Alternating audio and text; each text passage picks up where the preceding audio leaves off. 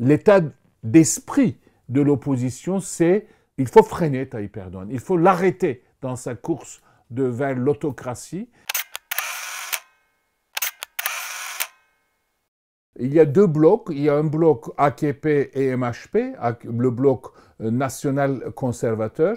Il y a un bloc qui est CHP, le Bon Parti et le parti de Félicité, qu'on peut appeler le bloc contre Erdogan, puisque c'est un bloc où on retrouve des partis disparates.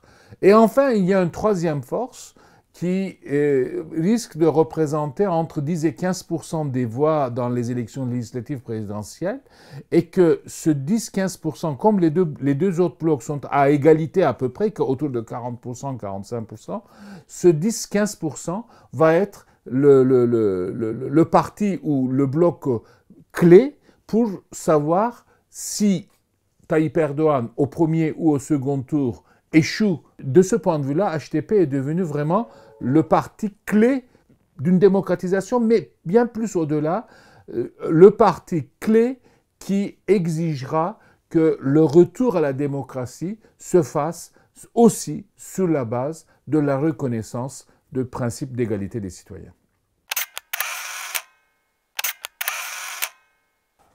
Jusqu'à il y a 2 semaines, Tayyip Erdogan annonçait qu'il n'y avait aucune raison d'avancer les élections et demander des élections anticipées était presque une traîtrise, une mise en péril de la patrie.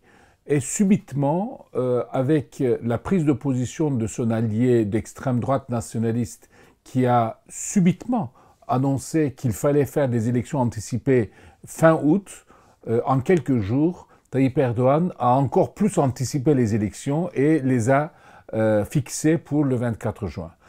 On peut se poser la question de raison qui a poussé Tayyip Erdogan. D'abord, je crois, la pression de son allié. Son allié voit d'un très mauvais œil, avec beaucoup d'inquiétude, la création d'un parti issu des dissidents de l'extrême droite nationaliste, le Bon Parti, qui a été créé il y a un peu moins d'1 an et qui, dans les sondages, montre un résultat pas déshonorant et en tout cas absorbant une partie importante de l'électorat de l'extrême droite nationaliste. Tayyip Erdogan a voulu aussi un peu capitaliser son intervention en Afrine, qui avait créé autour de cette intervention une sorte de ferveur nationaliste et qui lui avait, semble-t-il, selon les sondages d'opinion, apporté quelques points supplémentaires. Or, nous savons que si l'intervention en Afrine a obtenu les résultats espérés, c'est-à-dire chasser les Kurdes organisés de la région, malheureusement, nous avons vu aussi que cette intervention est limitée désormais et qu'il ne peut plus aller à Manbij, d'aller à l'est de l'Euphrate, etc. On a bien vu que les Américains d'un côté, les Français et même les Russes ont mis le haut là et que maintenant, faire des conquêtes complémentaires et d'alimenter une ferveur nationaliste autour de l'intervention en Syrie ne sont plus possibles. Or, nous rentrerons probablement sur la gestion du problème de la présence en Afrine de l'armée turque et de ses protégés de l'armée libre syrienne. Donc, il était possible, il a probablement vu que la capitalisation était maintenant ou jamais sur la question d'Afrine.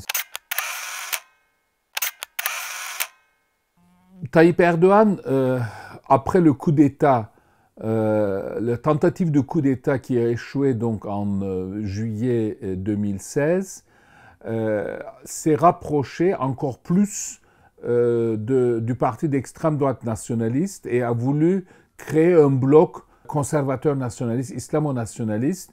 Il y a eu après la dissidence, création d'un parti par Meral Akşener. Il y a pas mal de cadres dirigeants locaux qui l'ont suivi, 5 députés, et ce parti a commencé à absorber la base électorale qui était très mécontent de ce rapprochement avec Erdogan et AKP. C'est la partie plus laïque, si vous voulez, de l'extrême droite nationaliste qui s'est éloignée. Et la partie un peu moins laïque, plus conservateur, nationaliste musulman, a beaucoup plus tourné, s'est approché de Tayyip Erdogan et ils ont créé un bloc, Alliance de la Nation plus exactement. Et Tayyip Erdogan, évidemment, a intérêt à capitaliser cette alliance, mais pour pouvoir capitaliser cette alliance, il faut qu'il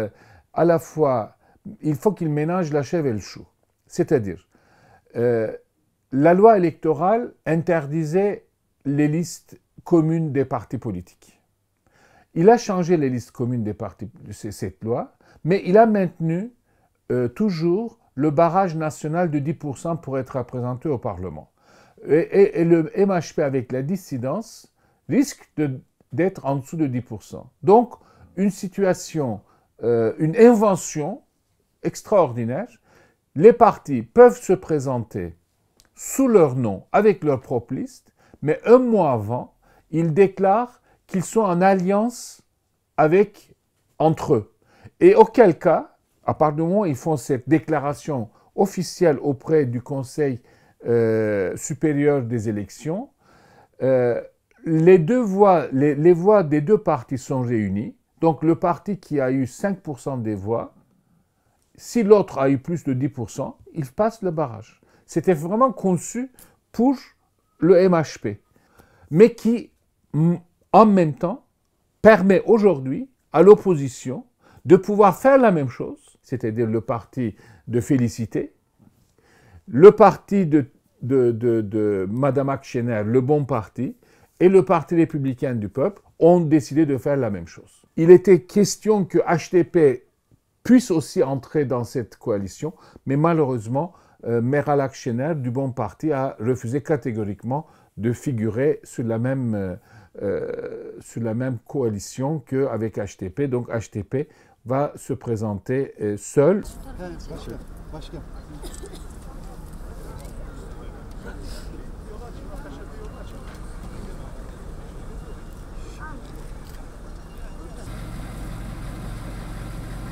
Demirtaş va être candidat à la présidence, bien qu'il soit incarcéré. Et parce qu'il est incarcéré, probablement une partie des électeurs de gauche de CHP voteront par acquis de conscience Demirtaş. Et je crois que le fait que le CHP fasse l'alliance avec ce parti de droite nationaliste, plus le parti islamiste démocrate, va libérer la main d'une partie des électeurs de gauche de CHP, et dans un élan de solidarité et de nécessité, pour assurer HDP sa présence au Parlement, voteront HDP. Parce que l'enjeu, c'est que si HDP n'arrive pas à dépasser les 10%, les députés qui ne seront pas pourvus seront raflés dans leur très grande majorité par l'AKP. Parce que l'AKP est le deuxième parti dans les régions kurdes. Cette mise en commun des forces pour l'élection législative du Parti républicain du peuple, le CHP, le parti de droite nationaliste de Meral Akşener, droite libérale nationaliste de Meral Akşener, le Bon Parti, et le parti d'islamiste dissident de la Félicité, est, je dirais, une réaction de dernier espoir face à ce rouleau compresseur de Tayyip Erdogan qui fait le jeu électoral à sa guise et à son avantage, comme il veut. Enfin, pour la première fois, les partis politiques d'opposition ont pu retourner le jeu de Tayyip Erdogan contre lui. C'est un front anti-Erdogan. Ce n'est pas un front programmatique pour le gouvernement, etc.